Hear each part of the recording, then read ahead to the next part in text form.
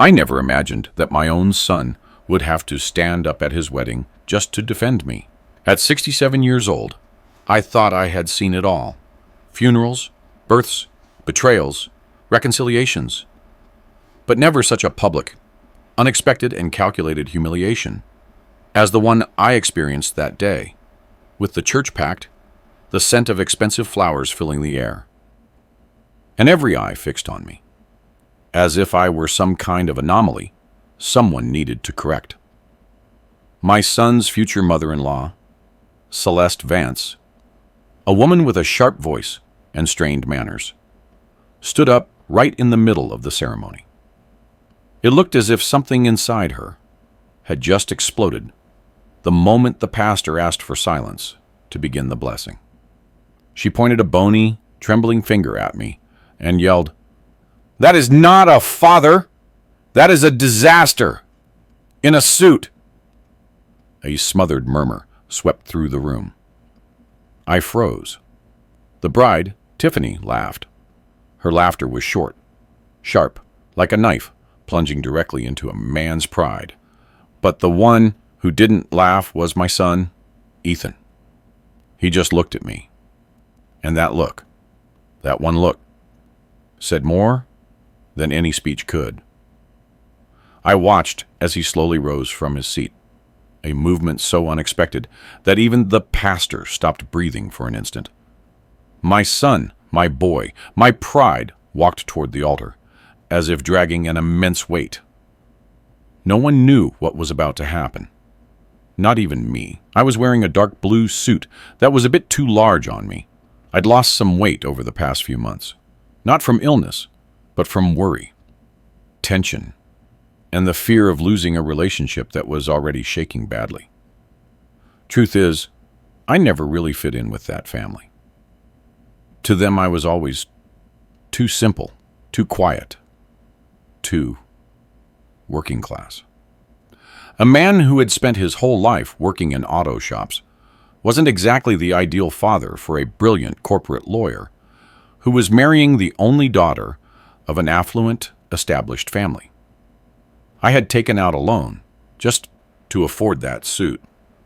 I wanted to look dignified next to my son on the most important day of his life. I didn't want him to feel embarrassed by me. But maybe, without realizing it, I was trying to mend years of emotional distance between us. He had blossomed in a world different from mine, surrounded by people who spoke about investments, international travel, organic diets, and property management. I was still the same man who fixed his own car barefoot on Sundays. Yet, my son never stopped calling me Dad, even when his future wife would frown upon hearing it.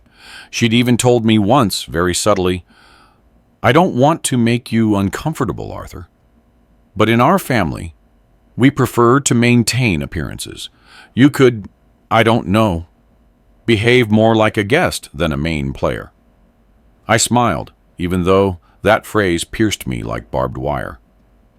Her mother, Celeste, was worse. I never heard her say a kind word. She treated me like someone in the way. She corrected my posture, my way of speaking, even how I pronounced certain names. "Your accent is too strong, Arthur," she had once said at the engagement dinner. "Don't worry, it's not your fault. Some people are just born with more cultural limitations than others." And her daughter, Tiffany, would nod as if it were an absolutely unquestionable truth. On the wedding day, seeing me walk in with my simple suit and my tie, which I had retied 3 times to make sure it was straight, Tiffany already looked at me with disdain. But I hadn't come to impress anyone. I came to see my son's happiness, or so I thought. When Celeste yelled that cruel phrase, "A disaster in a suit," I felt my blood run cold. I wanted to say something back, but my throat clamped shut. The titters and stifled laughs of some guests echoed in my ears like mocking bells. Ethan spun abruptly toward her.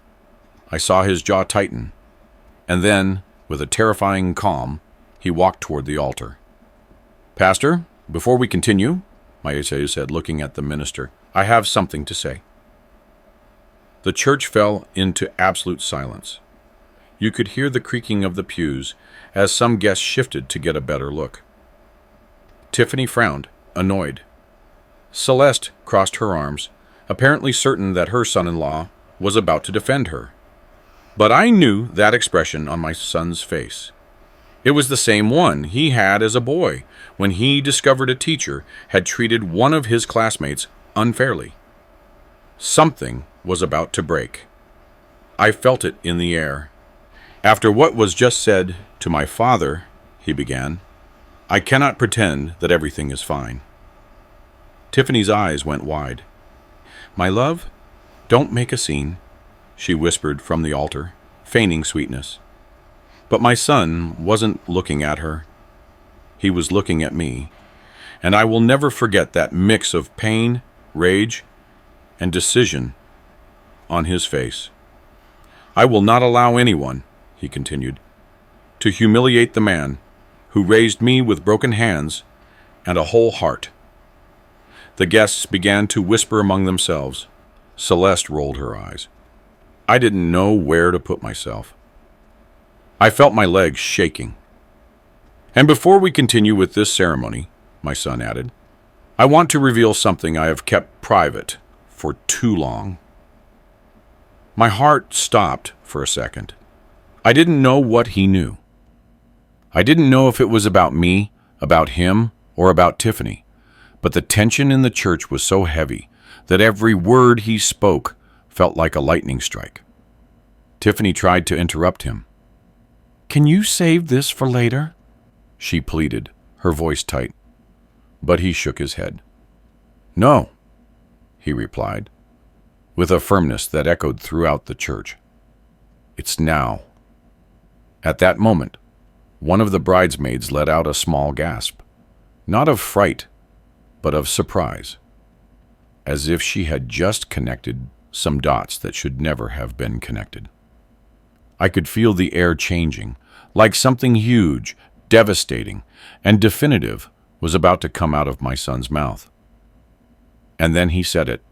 Before marrying you, he pronounced in a steady voice, staring straight at Tiffany, I checked your phone. Tiffany instantly turned pale. The entire church held its breath, and I knew, without a shadow of a doubt, that this would be the beginning of the end. When my son said he had checked his fiancée's phone, I felt the whole church breathe in at the same time. I didn't know what he was about to reveal, but by her expression, by the tremor in her hands, by the way Celeste discreetly tried to stand up, I knew it wouldn't be anything small. I knew this moment would break much more than a ceremony. But before all this, long before the wedding, there were signs. Signs a father wants to ignore because you love your son and you convince yourself that he's happy, even if something inside tells you otherwise. For months, I'd been observing my son's relationship with that young woman, his now almost wife, and every day I wondered if he truly saw himself reflected in that family, or was just trying to fit into a mold that wasn't his own. The first time I met her, she shook my hand without looking me in the eye. I remember thinking, maybe she's just shy. But later, I understood it wasn't shyness. It was arrogance, disguised as politeness. She spoke about me with Ethan as if I weren't even present. Your dad should clean up a little, she'd say. Or wouldn't it be better if your dad just stayed home on Christmas? My family wants something more intimate. And he would try to justify her. He'd say she was stressed, that it was just her way of talking, that I shouldn't take it personally. I tried. I really did try. Celeste, the mother-in-law, was even worse. She treated me as if I were a system error, an intruder, a stain on the white tablecloth of their perfect family image.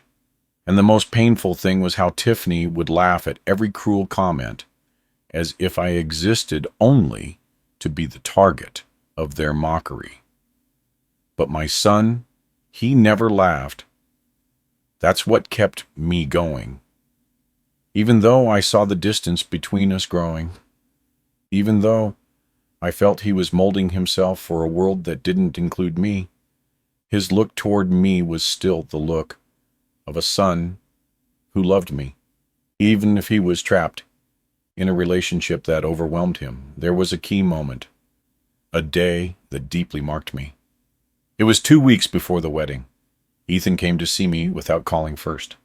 I saw him walk into the house with his shoulders slumped, as if carrying an invisible weight. "What's wrong, son?" I asked him. He sat at the kitchen table, rubbing his forehead. I made him a cup of black coffee, just like I always did when he looked exhausted. "Dad," he murmured, "did you ever feel like you were living someone else's life?" I watched him in silence. It was a question too big to hide with a smile. "Yes," I finally replied. "And there's nothing sadder than that." He squeezed the mug tightly. "I don't want to disappoint her," he said, referring to Tiffany or her family. "And what about yourself?" I asked him. He didn't answer. Right there, I understood that my son was sinking in a tide he didn't know how to stop. What I didn't know was that he had already discovered something terrible, something he would carry with him on the wedding day. One day before the event, Ethan arrived home again. He was pale, nervous. He paced the living room, unable to stay still. "Dad," he suddenly said, "would you always tell me the truth, even if it hurts?" "Always," I replied. He pulled his phone from his pocket. He held it in his hand, but didn't turn it on. He held it like it was burning him. "I saw something I shouldn't have," he whispered, and something about her. My breath stopped. I didn't want to imagine, but my mind raced on its own. "What did you see?" I asked. He shook his head. "I can't tell you yet. But tomorrow? Tomorrow I'll make it public if necessary." "And why not today?" I asked, desperate to reach him, before he broke down.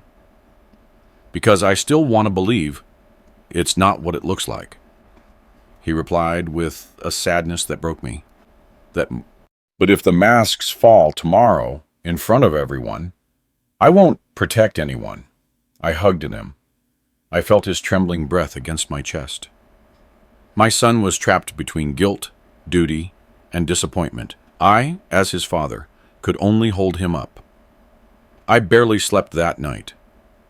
Celeste, Tiffany, their hurtful comments, their gestures. Something had always been rotten. And my son had seen the root of that rot. We returned to St. Jude's Episcopal Church. My son stood at the altar, announcing that he had checked his fiancée's phone. The murmurs grew louder. Tiffany went paler, and Celeste pressed her lips until they turned white. "What did you find?" the astonished pastor asked. Ethan took a deep breath. "Conversations," he said, "with someone who isn't me." An absolute, heavy silence fell over everyone. Tiffany swallowed hard. "Honey, that doesn't mean anything. My son held up his hand. "I'm not finished," he said. Because they weren't just conversations. My legs weakened. I leaned against the pew. I felt the air escaping me. "There were photos," he continued, dates, plans. Tiffany closed her eyes as if wishing to disappear.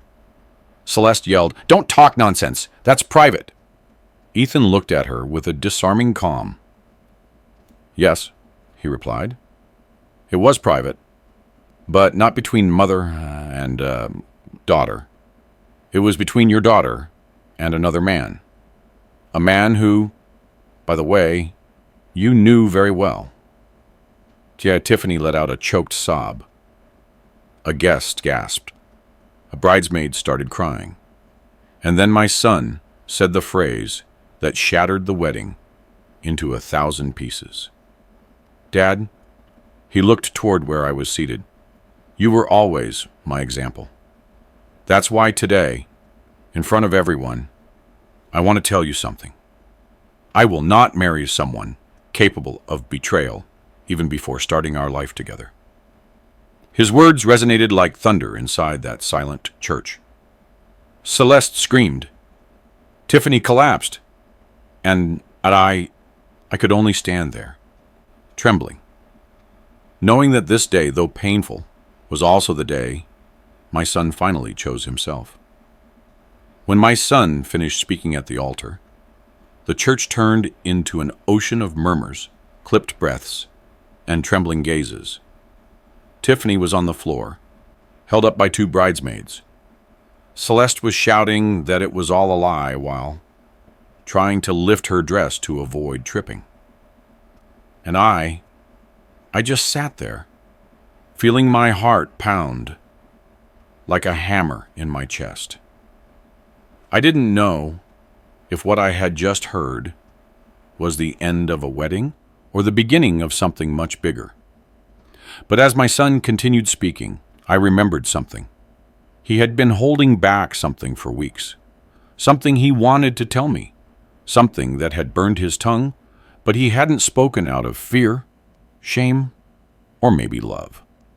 And that afternoon, in front of the entire church, I knew he wasn't just talking about infidelity.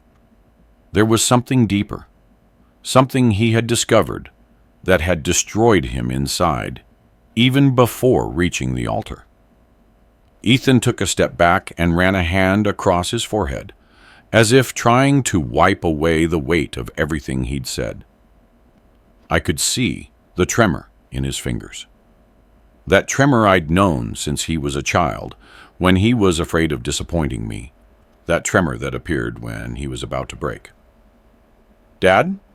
he said then, looking at me from the altar with a mix of vulnerability and bravery. "There's something I didn't tell you before." I'll never forget that moment. His voice broke slightly. It was barely perceptible, but I heard it like a scream. I slowly got up from the pew. I didn't want to embarrass him. I didn't want to pressure him. I just wanted to be present.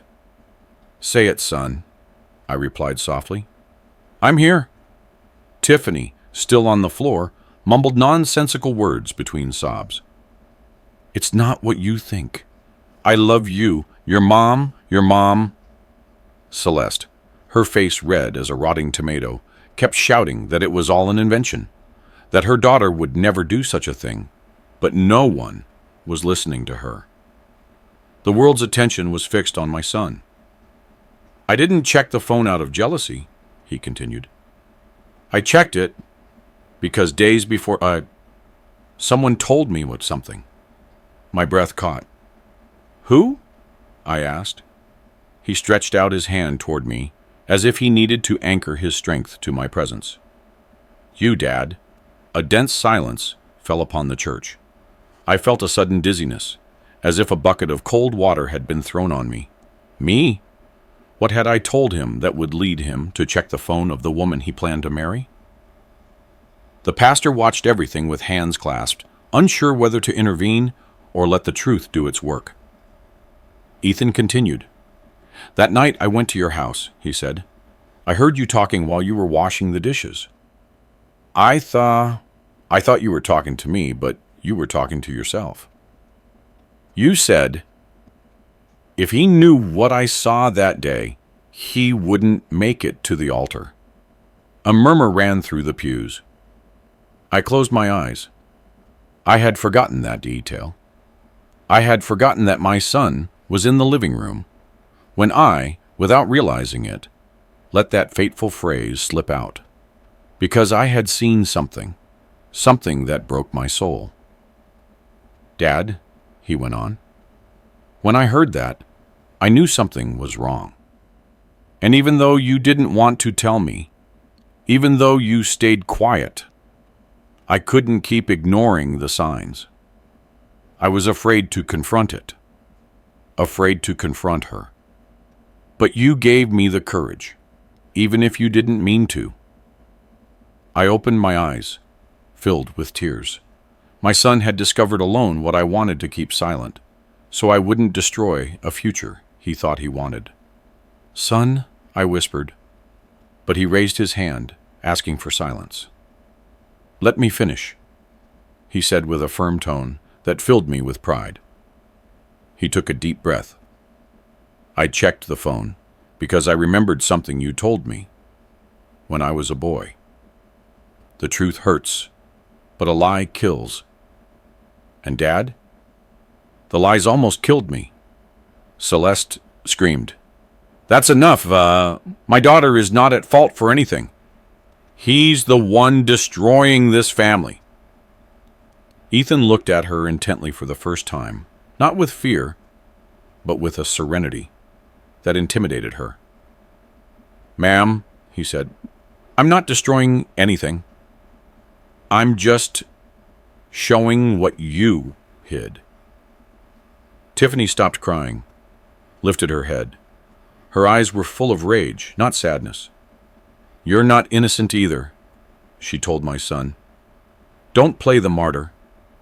And then my son, with a weariness that seemed to carry years of pain, replied, "Maybe I'm not perfect, but at least I didn't build my life on lies."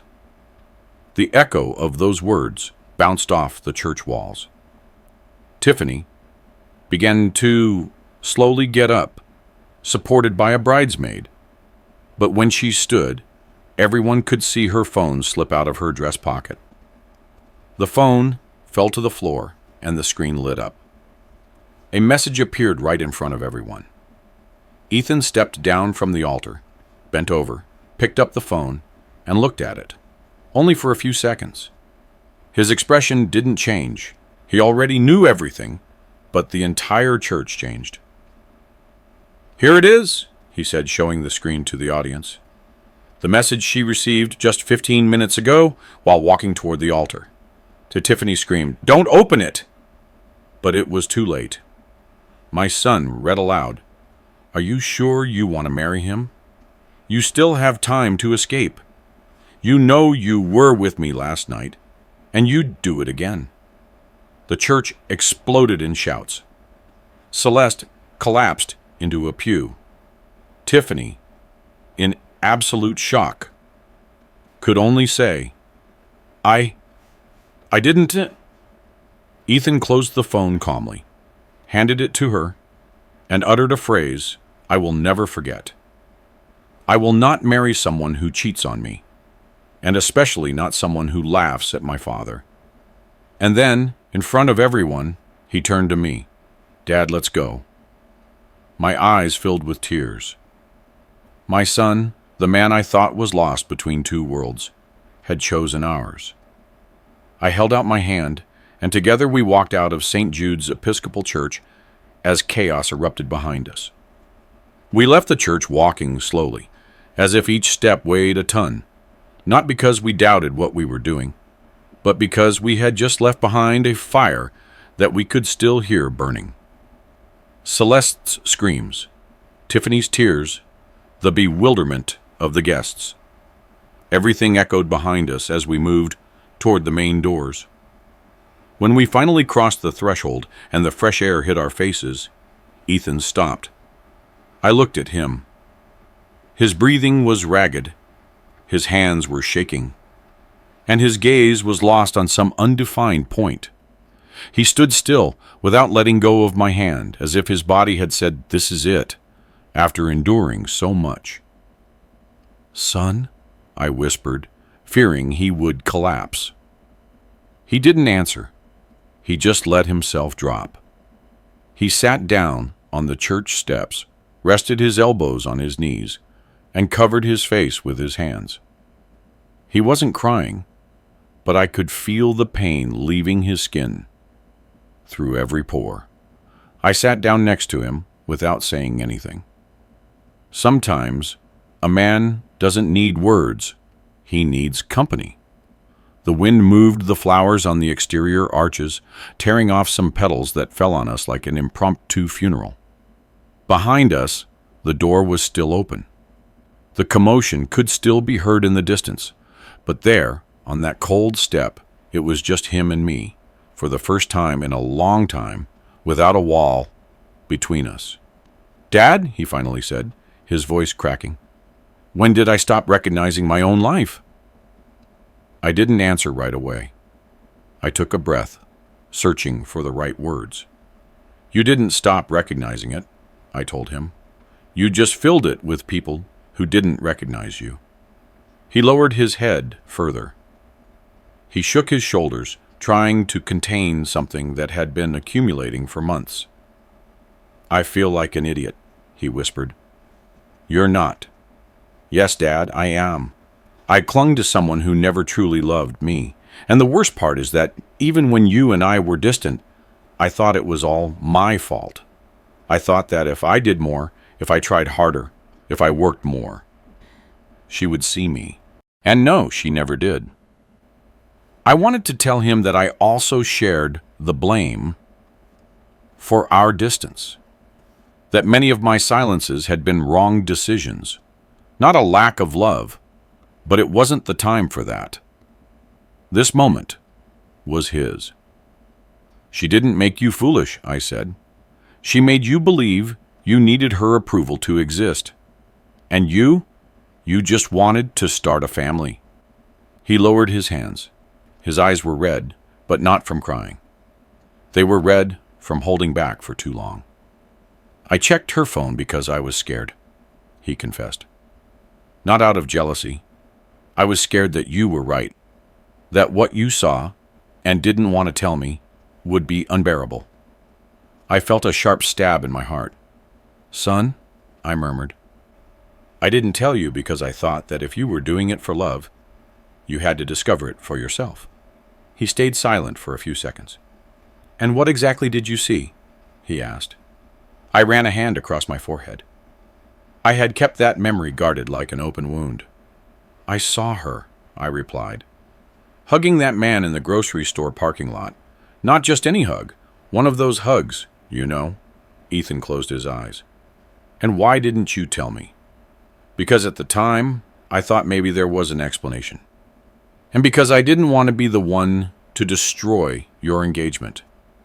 You were already so involved, so deep in that life. I thought if there was something wrong, it would eventually come to light on its own. He took a deep breath. It came out, he murmured, in the worst possible way. No one had come out of the church yet. It was as if the entire building was holding its breath. We, outside, were two men, trying to rebuild ourselves on a stairwell. Neither he nor I were perfect. He had tried to fit into a world that wasn't his. I had kept silent for too long. But there we were, father and son, united in the ruin, but closer than ever. Dad, he said then, you know what hurt the most? What? That she laughed at you. My heart squeezed as if someone was wringing it from the inside. That moment, he continued it, that microsecond, that mockery, that arrogance, that contempt, it hurt me more than her cheating. Because you don't deserve that, and neither do I. I couldn't contain the emotion. I didn't cry, but I felt my eyes well up with a moisture that had refused to come out for years. Thank you, son, I whispered. He nodded. All my life, he said. I thought strength was about enduring criticism, enduring humiliation, enduring comments, enduring people. But today I realized that true strength is knowing how to walk away, knowing how to say, enough is enough. I looked at him with a pride that couldn't fit in my chest. Then you are strong, I told him, because you left exactly when you needed to. He took a deep breath, as if the words freed him from an ancient weight. Dad, he murmured, can we get closer again? Can we try to, I don't know, heal what we let cool down? It took an instant for my voice to come out. That instant, when the soul shakes itself clean. Of course we can, I replied. It's never too late when both of us want it. We stayed in silence, looking at the empty street. The sun was beginning to set, painting the sky with orange and pink tones. It was a simple, almost mundane scene, but for me, it felt like being born again. My son stood up, offering me his hand. I looked at him, and in that simple, firm, sincere gesture, I found everything I thought I had lost over the years. Just as we were about to leave, the church door opened. Celeste appeared first, her makeup smeared and her hair disheveled. She walked toward us with quick, furious steps. "This isn't going to end here," she yelled. Ethan turned slowly. He replied, "Yes, it is going to end here." She trembled with rage. "You destroyed our reputation," she spat.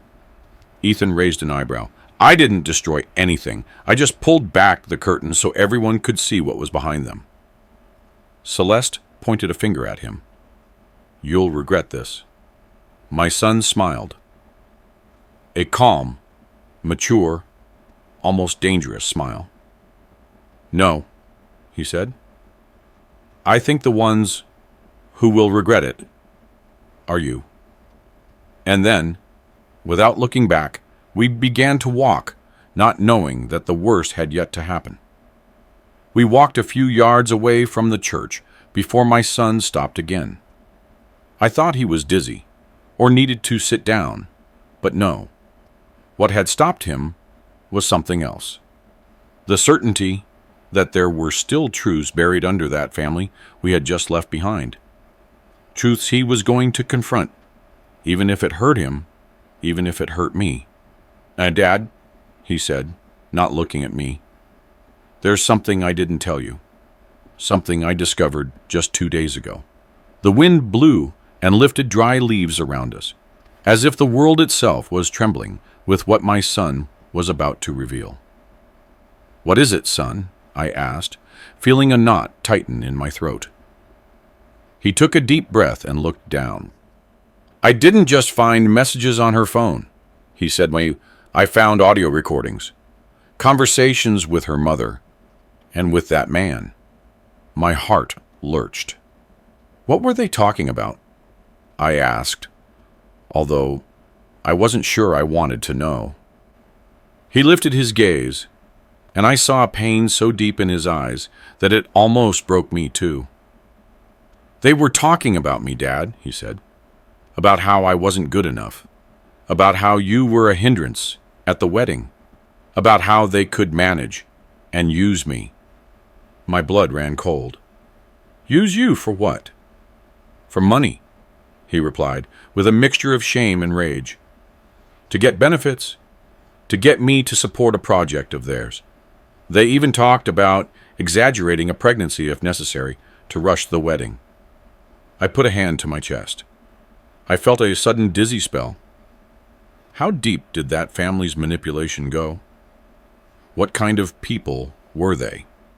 My son kept talking, but his voice was no longer broken. It was the voice of a man who had woken up. "For months," he continued, "they made me believe this wedding was the best thing I could do, that she loved me, that they respected me. But every kind word was poisoned, every gesture calculated. And I fell for it like an idiot." I put a hand on his shoulder. "You're not an idiot. You fell in love. That's no shame." He smiled bitterly. "Yeah, but I didn't fall in love with the person I thought. I fell in love with a manufactured version." He paused for a few seconds. Then he continued with a voice trembling from intensity, not weakness. "And the worst part, Dad, is that the two of them, Celeste and Tiffany, were constantly laughing at you in the messages, in the audio recordings. They even had a nickname for you." A pang shot through my chest. "What nickname, Mom?" I asked. My son hesitated, but answered, "The dead weight. That's what they will." I closed my eyes.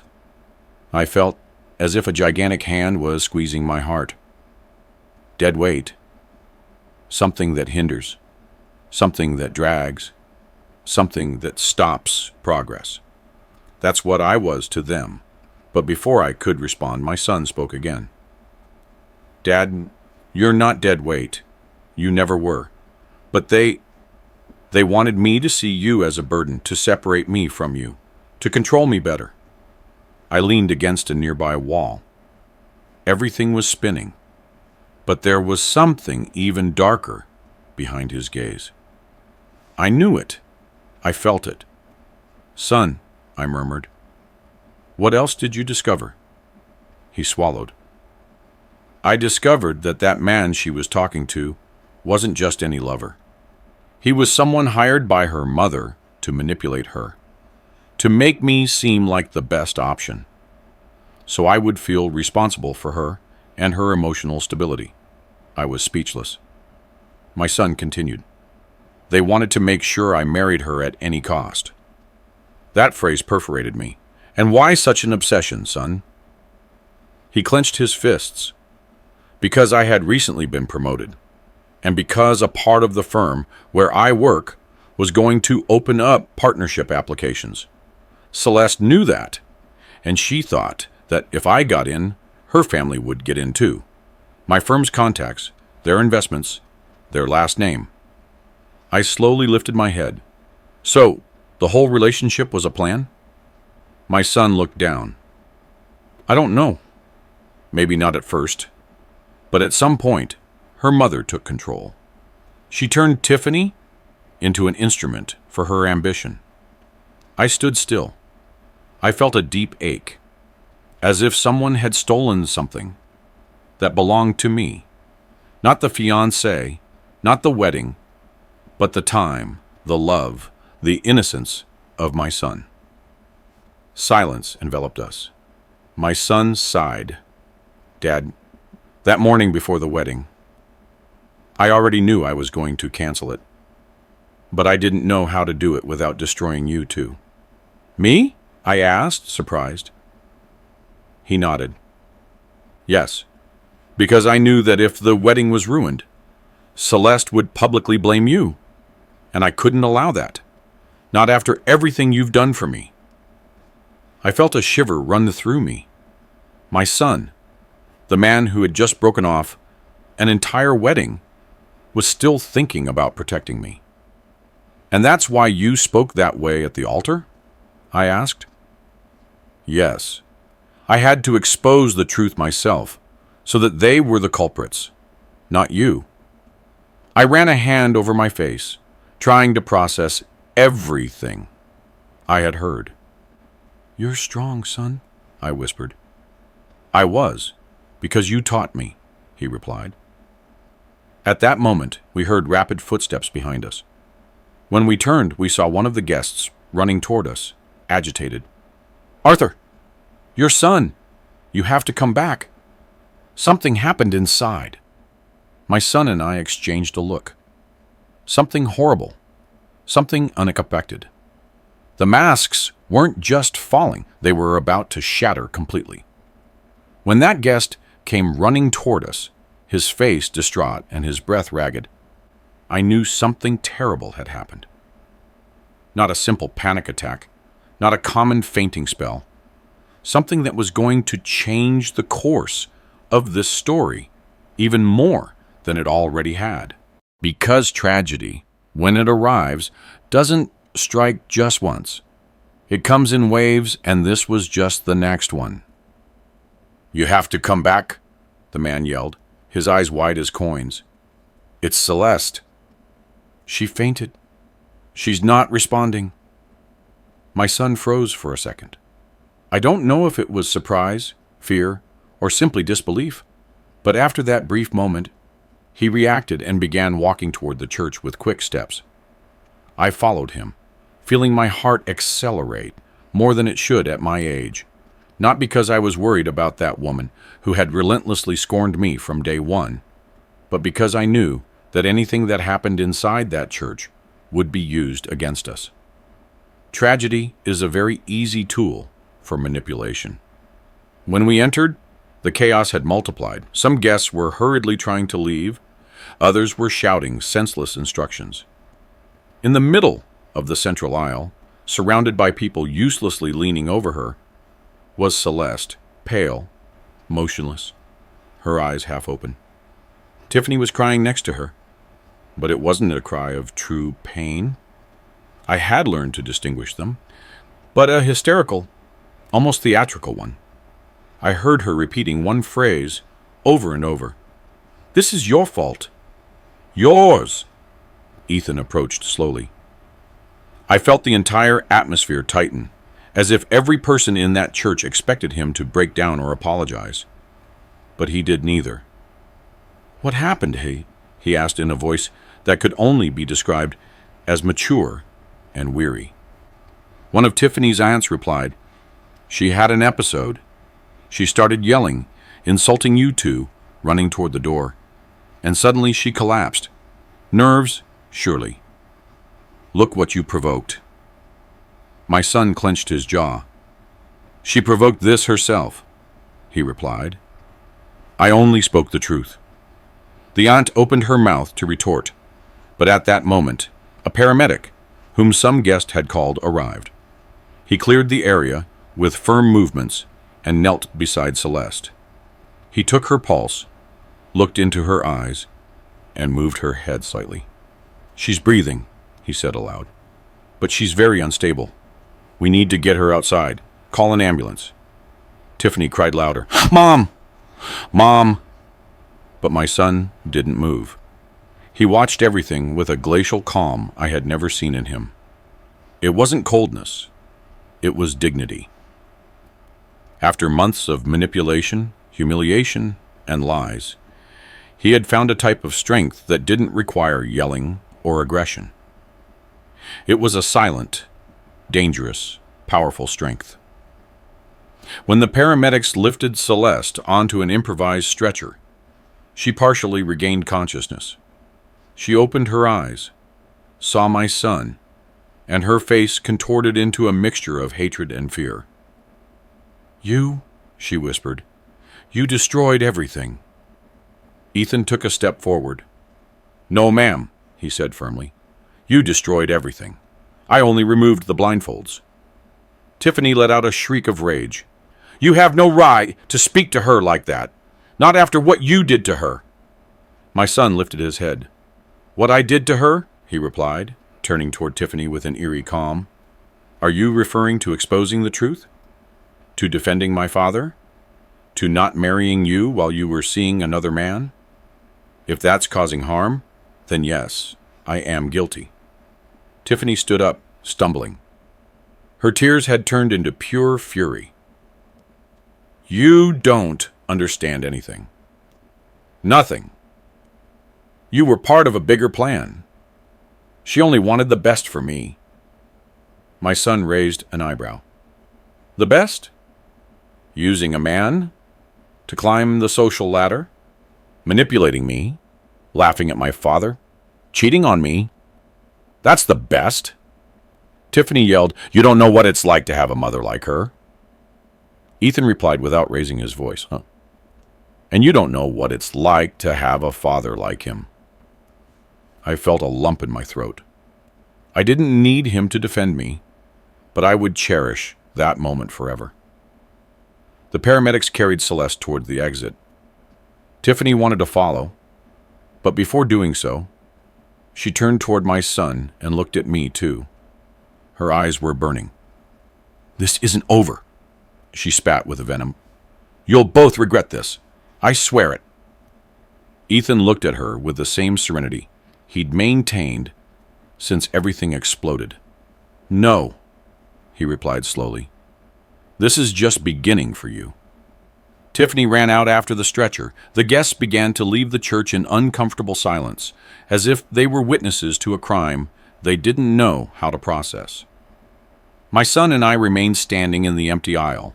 The church, once full of flowers, music, and false hopes, had become a cold, hollow place, as if everything real had been ripped out of it in one tug.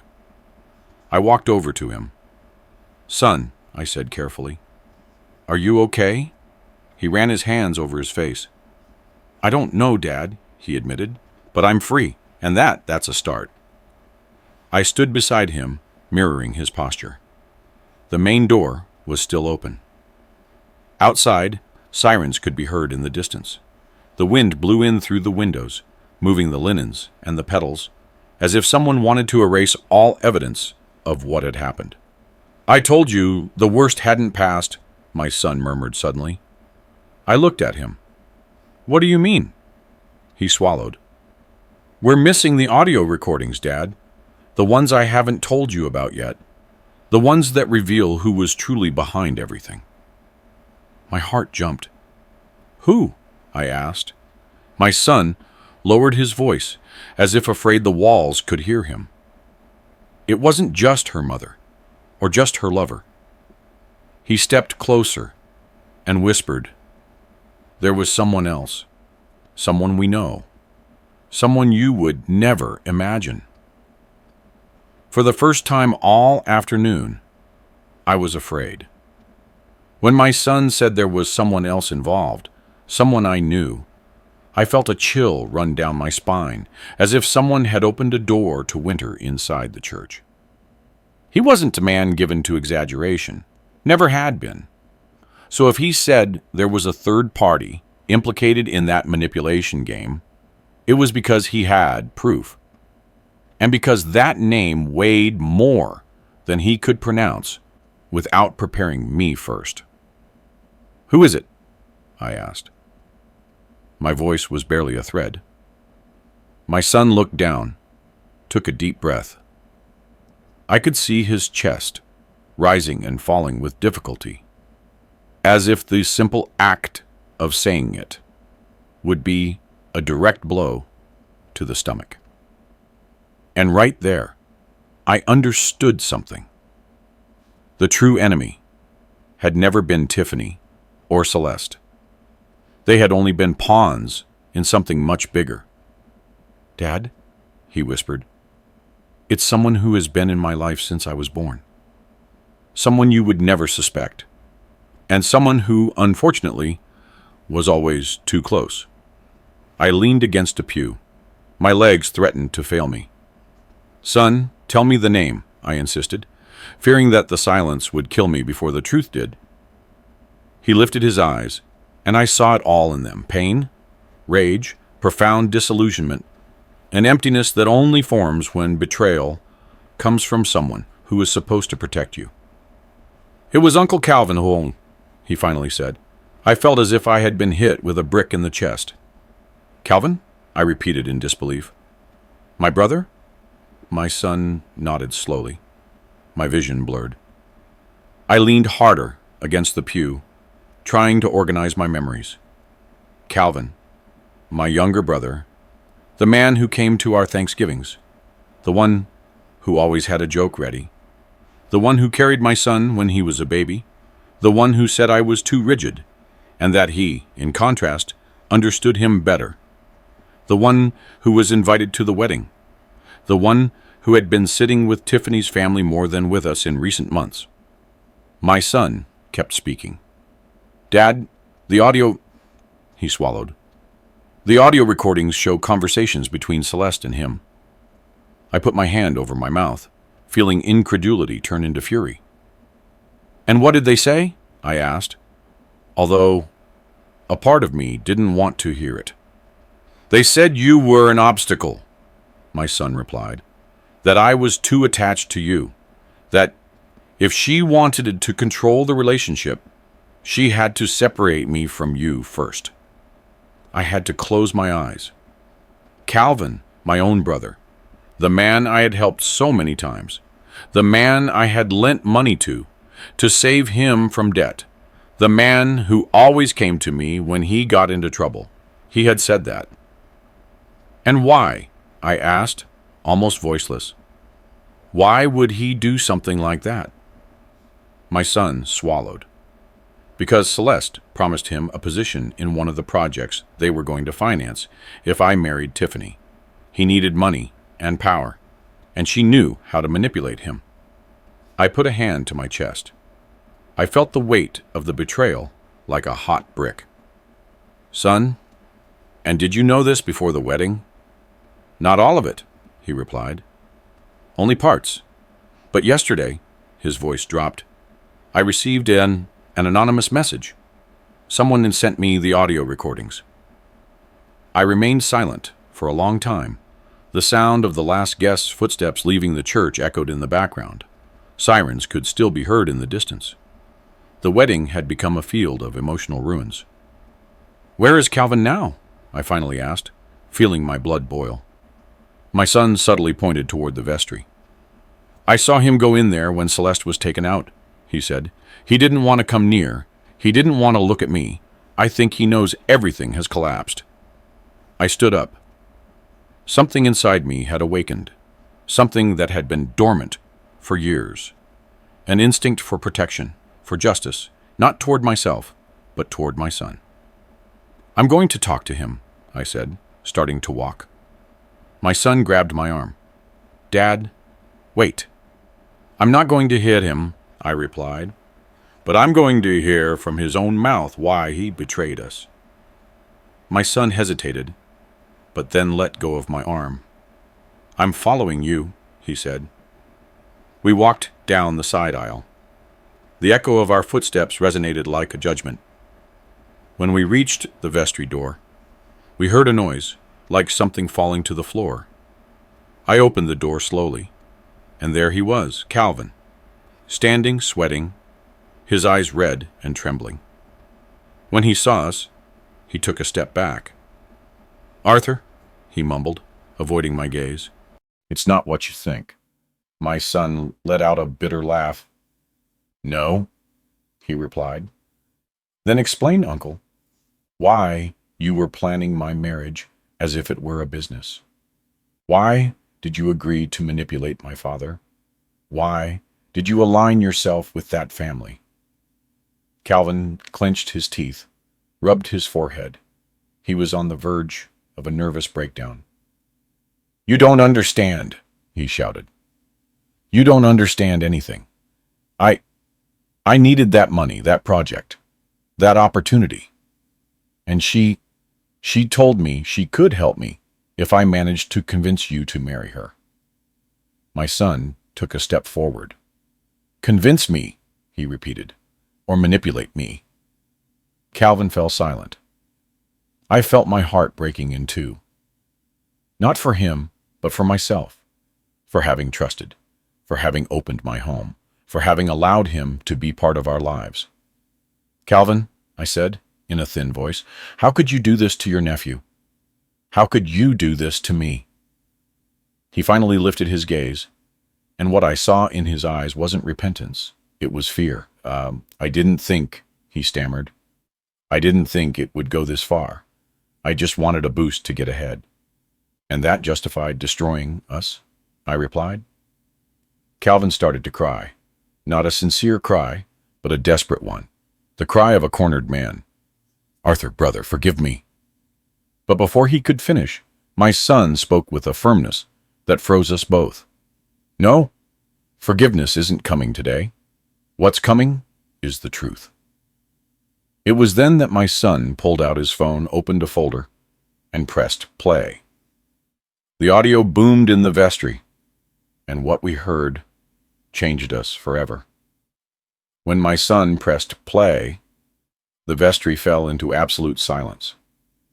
All that could be heard was the distant hum of the church emptying out and the sound of our contained breathing. Calvin backed up until he hit the wall, as if deep down he knew that audio was more lethal than any blow we could land. I stood motionless, my hands clenched, waiting to hear the truth that had been hidden for months behind false smiles and venomous glances. The voice that came out of the phone was Celeste Vance's. "Calvin, listen closely. If Arthur keeps getting in the way, your nephew will never be mine. And if he's not mine, there's no deal." My heart pounded so hard I thought it would break my ribs. Then Calvin's voice came in, younger, nervous. I know, but he's my brother. This is going too far." And Celeste replied with a tone so cold, it chilled my blood. "Blood ties don't pay debts or give you opportunities. Do what I asked. And if you have to push him away, You push him away. Your nephew trusts you. Use him. Ethan closed his eyes upon hearing that. I had never seen such contained pain on his face. Calvin buried his head between his shoulders. The audio continued. And don't worry about Tiffany, Celeste was saying. She'll do her part. It's not hard to make him fall in love. He's a noble, easily manipulated boy. Once married, he'll be an extension of us. And I finally will have access to what I need. I felt my chest tighten. The air became dense, almost unbreathable. My son paused the audio for a second. Do you want me to keep going? He asked, without lifting his gaze. I couldn't speak. I just nodded. He pressed play again. In the audio, Tiffany's voice could be heard. This time she was laughing. Mom, seriously? Ethan doesn't suspect a thing. If you saw how he looks at me like I'm a gift from heaven. Poor guy. Celeste let out a chuckle.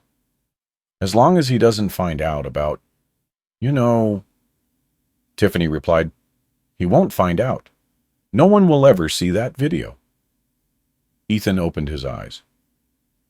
That video exists, Dad, he said softly. I saw it. I felt a hard blow to my stomach. What video? I asked, trembling. He remained silent, and that pause was worse than any immediate answer. It's a video of her, he finally said, with the other man in the same room where they were storing the wedding gifts, recorded just a week ago. Calvin collapsed onto a chair. Son, I said, approaching him. How? How did you find all this? Because someone sent it to me, he replied. Someone who knew what these people were doing. Someone who worked with Celeste. I froze. Who? He shook his head. I don't know that part yet, but the truth is that audio isn't the worst one. I slowly turned my gaze back to Calvin. He wasn't even trying to defend himself. He had his hands over his face and was sobbing like a frightened child. Calvin, I said in a grave voice, do you have any idea what this means? He didn't answer. My son continued. There's a second recording. One that, he tried to swallow. One that involves you directly, Dad. I felt the world stop. Me? I asked, confused. What does that have to do with me? Ethan sighed and looked down. Celeste said I thought Arthur would never accept this marriage, that he might convince Ethan to cancel the wedding. So she told Calvin that he had to weaken you, undermine you, make you seem unstable, not in a condition to voice an opinion. My throat closed. How? How were they going to achieve that? My son looked at me, and that was one of the most painful moments of my life. Dad, they planned to humiliate you in public, repeatedly, until I myself would ask you not to intervene in anything until you looked like an obstacle. I remembered every comment from Tiffany, every scornful gesture, every hidden taunt behind a perfect smile. I remembered Celeste talking to me as if I were a beggar invited out of pity. I remembered Calvin telling me not to make a scene when I had only tried to participate in trivial conversations. Everything suddenly clicked. It was a plan, a well-orchestrated, cold plan. And I had fallen for it like a fool. That day at home, my son continued, when you said you had seen something, Celeste thought you were making it up, that you were starting to be a problem, and she asked Calvin to silence you. I felt the blow before he even said it. Silence me? I asked, my voice broken. What did they want him to do? My son swallowed. They wanted him to push you into fighting with them, to provoke you, to make you explode. And when you reacted, they would use it as evidence to declare you emotionally unstable. I covered my face with my hands. They had tried to destroy me, to destroy the image my son had of me. But they couldn't, my son said softly. Because you are not like them. Because you are decent. Calvin was sobbing uncontrollably. I'm sorry. I'm sorry.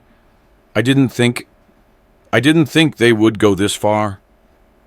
My son lifted his gaze and interrupted him. You didn't think because you only cared about what you stood to gain. You never thought about us. You never thought about my dad.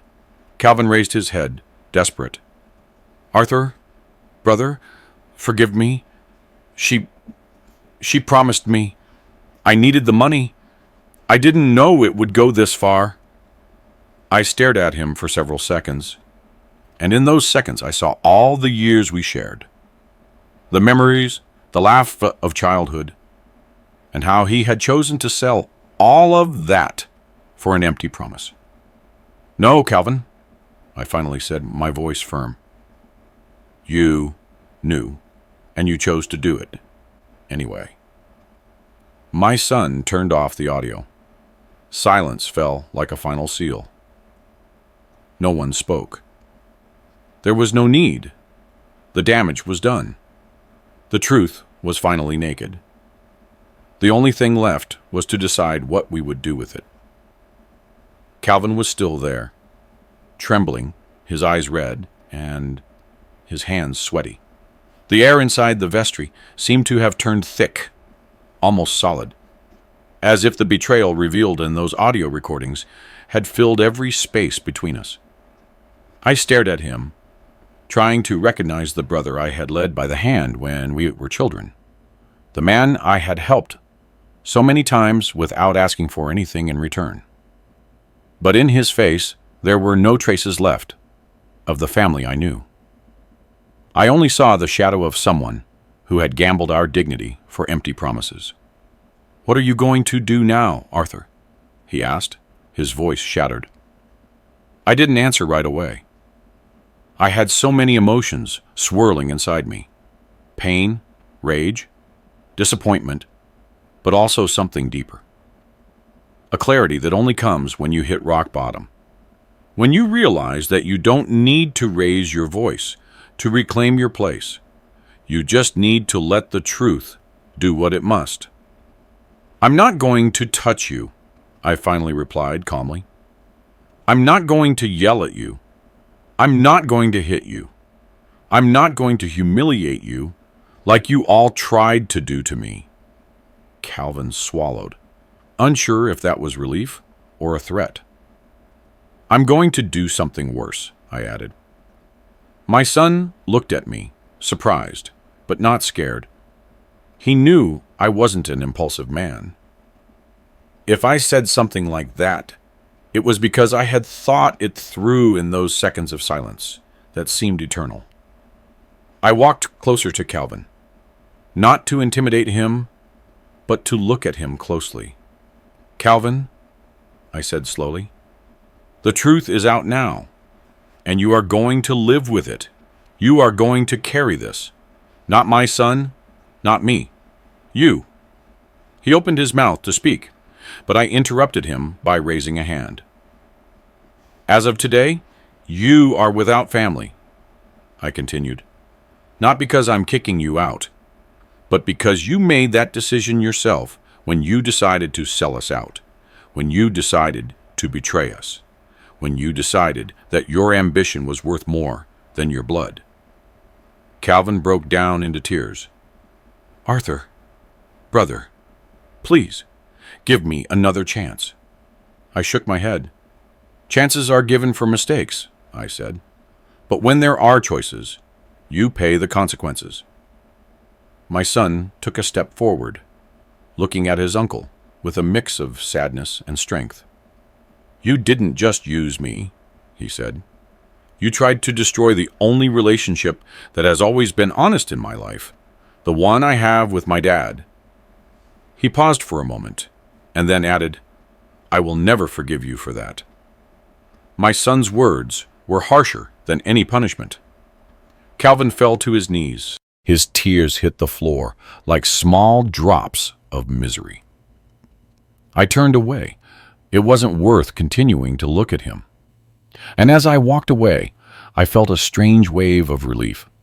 Not happiness, not satisfaction, something more sober, more grounded, as if I were finally closing a door that should have been closed many years ago.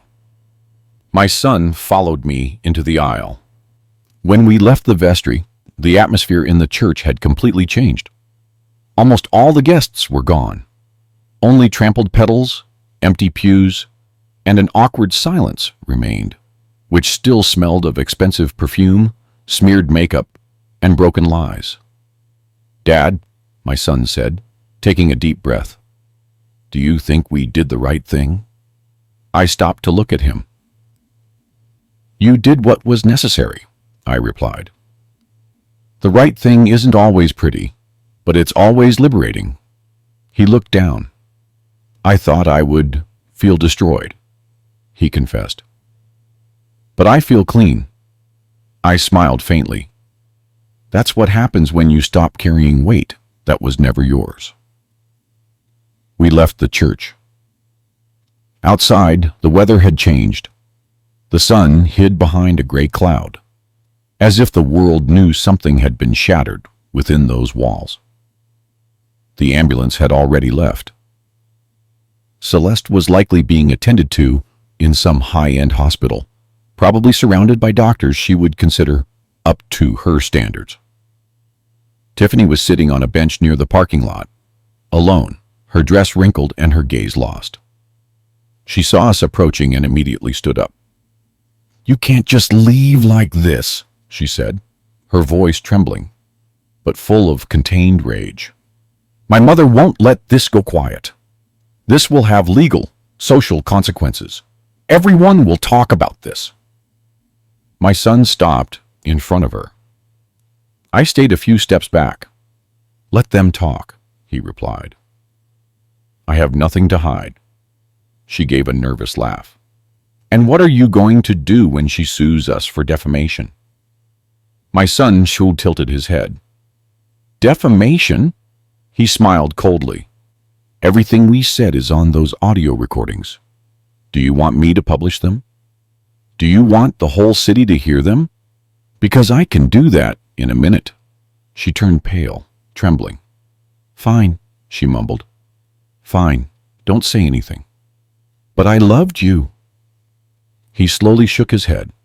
"You wanted my last name, my position, my future, not me." She collapsed onto the bench, crying. But it was no longer a theatrical cry. It was a dull, empty cry of someone who finally saw the castle fall. As we turned to leave, she shouted one last phrase. "You'll both regret this." My son didn't stop. "Regret is for liars," he said without turning around. We spoke the truth. We walked toward the car. The air was cool, as if for the first time in months we could breathe without feeling a weight on our chest. Just as I opened the door, my son paused. "Dad," he said, looking at me with eyes full of something new. "Thank you for standing with me." I put a hand on his shoulder. "I was always here," I replied.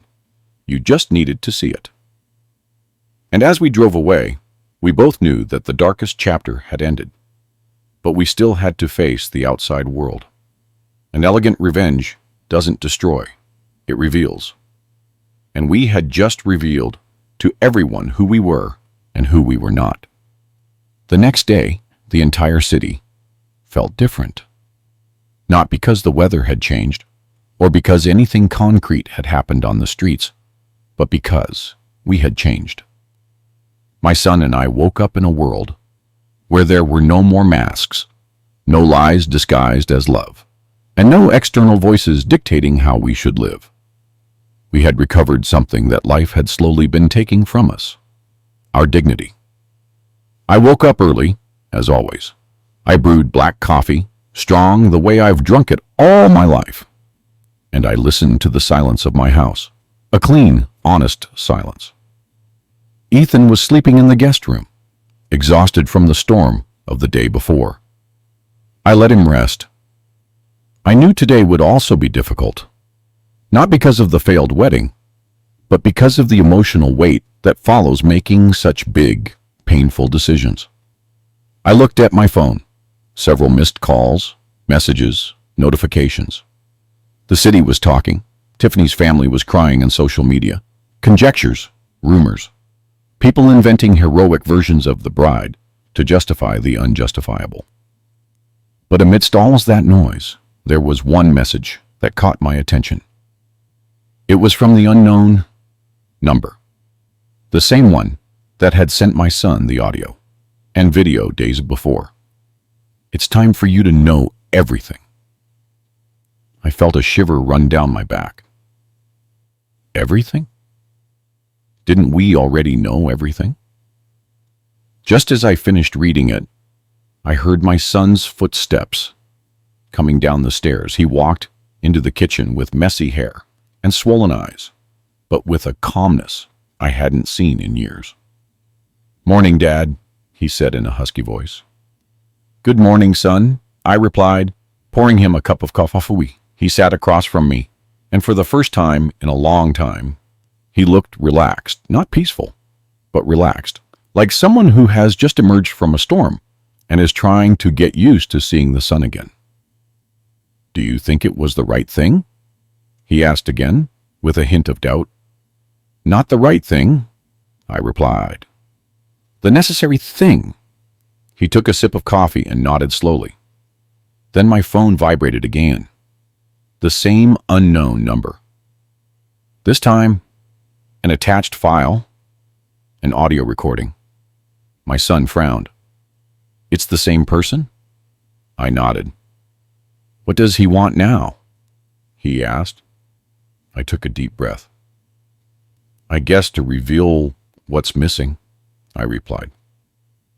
My son took his phone too, and then we both listened to the audio at the same time. A masculine voice, firm, familiar, too familiar. "Arthur, you don't know how difficult it is to manipulate your son without him realizing it. But don't worry, everything will be under control. I just need you to do your part." I froze. The world stopped spinning. That voice was mine. "Dad," my son whispered. "What is this?" I felt my legs give way. I leaned against the table, dizzy. "No," I muttered.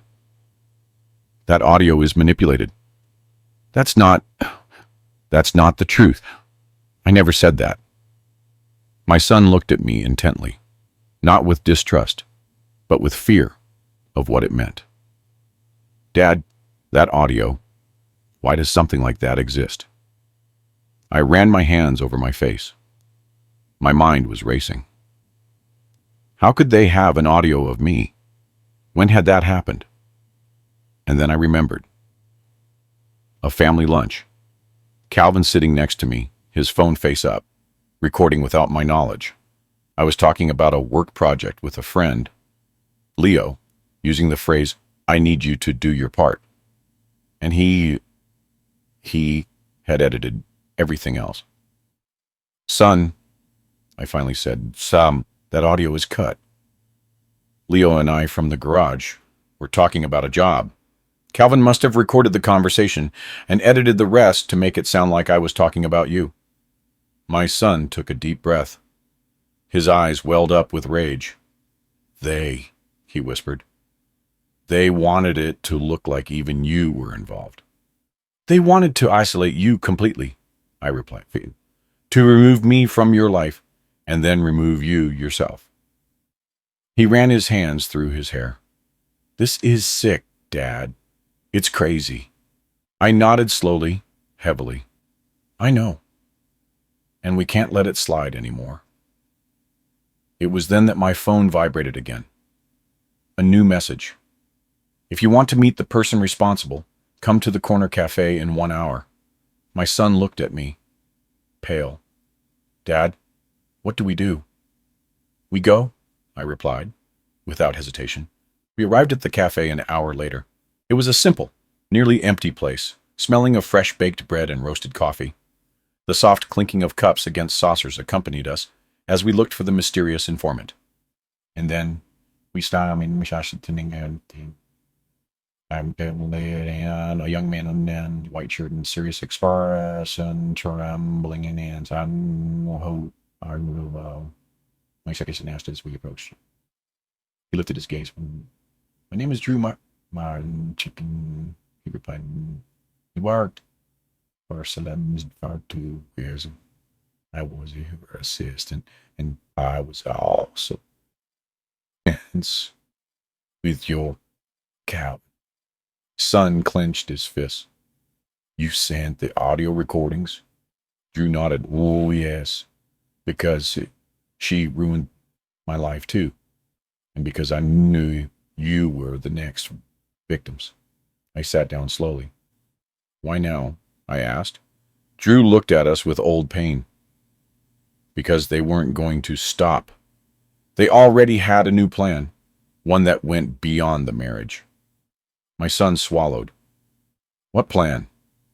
Drew took a deep breath, as if it cost him to say it. They wanted to destroy you professionally. They were planning to accuse you of corporate fraud at the firm. Everything was ready.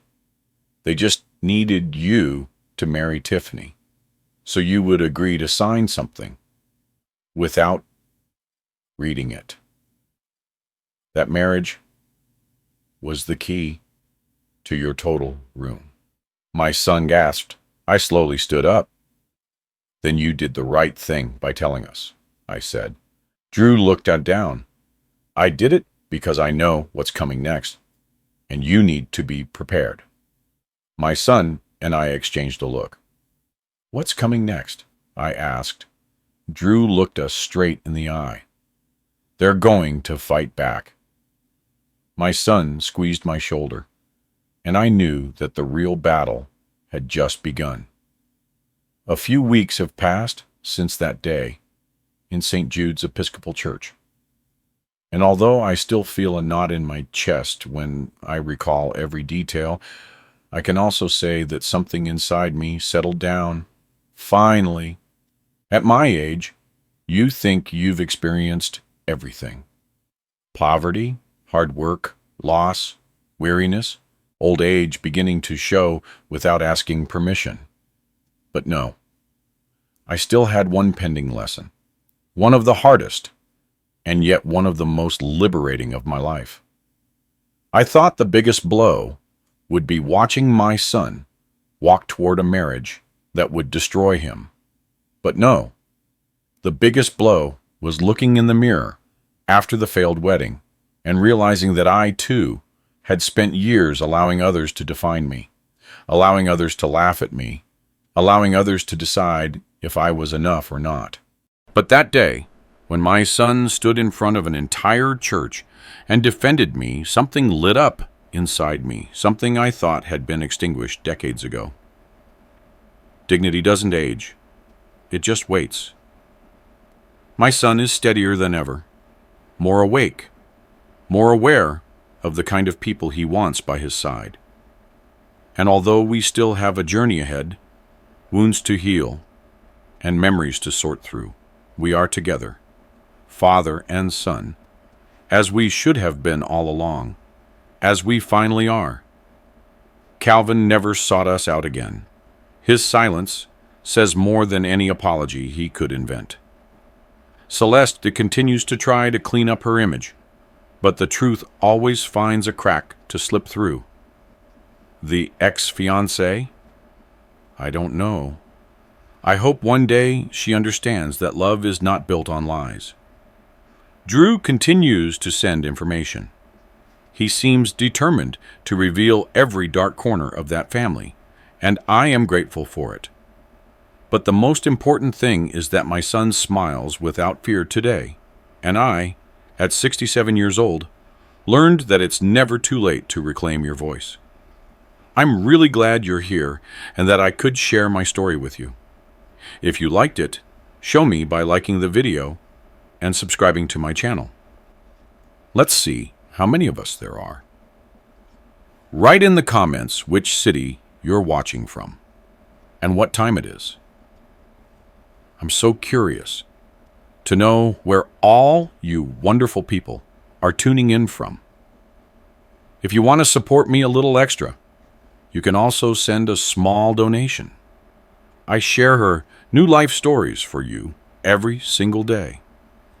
And now, two of my most popular stories will pop up on the screen, so you can choose what to watch next.